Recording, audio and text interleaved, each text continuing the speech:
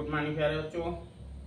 आइए आज हम लोग साइंस क्लासेस में देखते हैं पाउली अपवर्जन नियम के कौन कौन से उपयोग हैं, अनुप्रयोग हैं, कौन सी उपयोगिता है और इसके माध्यम से किन बातों को हम स्पष्ट कर सकते हैं। तो आइए देखते हैं। पहला, इससे प्राप्त होने वाला ज्ञान या अनुप्रयोग है ऊर्जा स्तरों, उप ऊर्जा स्तरों में इलेक्ट्रॉनों की संख्या और क्वांटम संख्या की गणना करने में। दूसरा है, किसी भी ऊर्जा स्तर में उप ऊर्जा स्तर की संख्या मुख्य क्वांटम संख्या n के बराबर होती है। यहाँ पर आप देख रहे हैं जैसे 1s² है, अर्थात इसका मुख्य ऊर्जा स्तर जो है n 1 है। इसमें केवल एक ही ऑर्बिटल n उपस्थित है। इसी तरह से अगर n बराबर 2 है, क्वांटम संख्या अगर इसकी 2 है, मुख्य क्वांटम संख्या 2 है, तो इसमें केवल दो ही ऑर्बिटल हैं, s और p। अगर n बराबर 3 है तो इसमें 3 ऑर्बिटल हैं, s, p और d। इसी तरह से आगे भी अगर n बराबर 4 होगा तो s, p, d और f ये 4 ऑर्बिटल उपस्थित होंगे।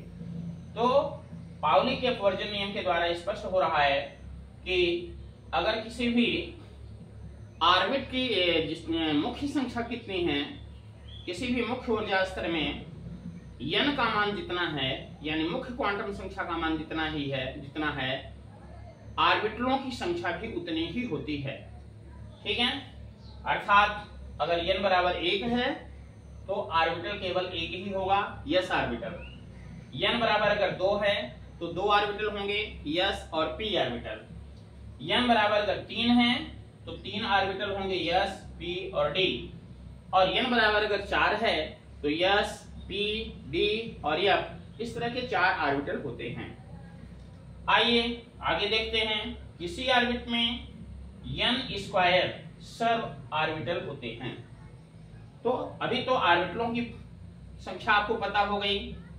जितनी ऑर्बिट की संख्या है यानी n का मान है, उतने ही ऑर्बिटल रहेंगे।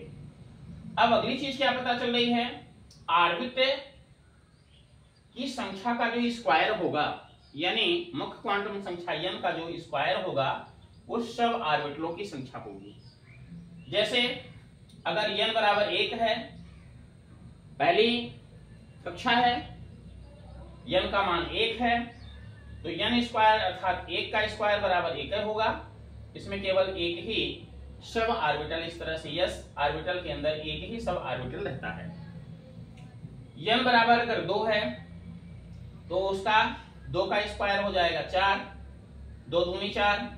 और इस प्रकार से आप देख रहे हैं कि इसके पास s का एक ऑर्बिटल है, सब ऑर्बिटल है, और इस तरह से आप देख रहे हैं कि p के 3 सब ऑर्बिटल हैं। तो कुल मिलाकर के ये 4 संख्या आपको मिल रही है सब ऑर्बिटलों की।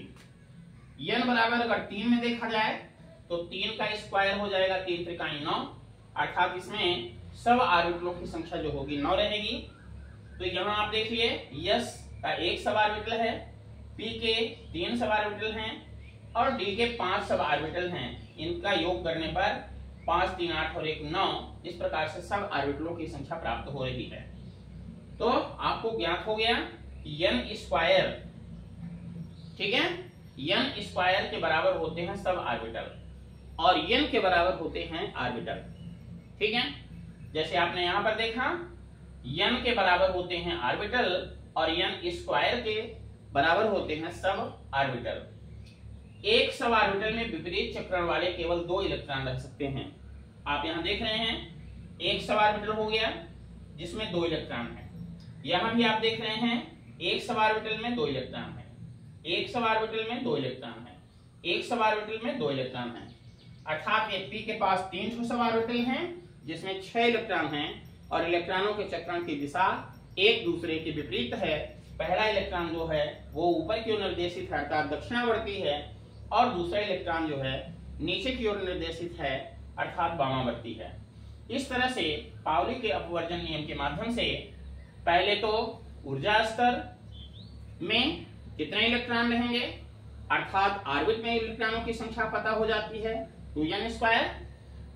मुख्य क्वांटम संख्या या क्वांटम संख्याओं की गणना करने में भी यह सहायक है। आगे आप देख रहे हैं कि ऑर्बिट में कितने ऑर्बिटल होंगे इसका पता चल रहा है। किसी ऑर्बिट में सब ऑर्बिटलों की संख्या कितनी होगी ये पता चल रहा है। और इलेक्ट्रॉन के चक्रण की दिशा कैसी रहती है प्रत्येक सब ऑर्बिटल में, ये भी पता आपको पाउली के अपवर्जन नियम के माध्यम से चल रही है। यही इस नियम की अनुप्रयोगिता है, उपयोगिता है। धन्यवाद।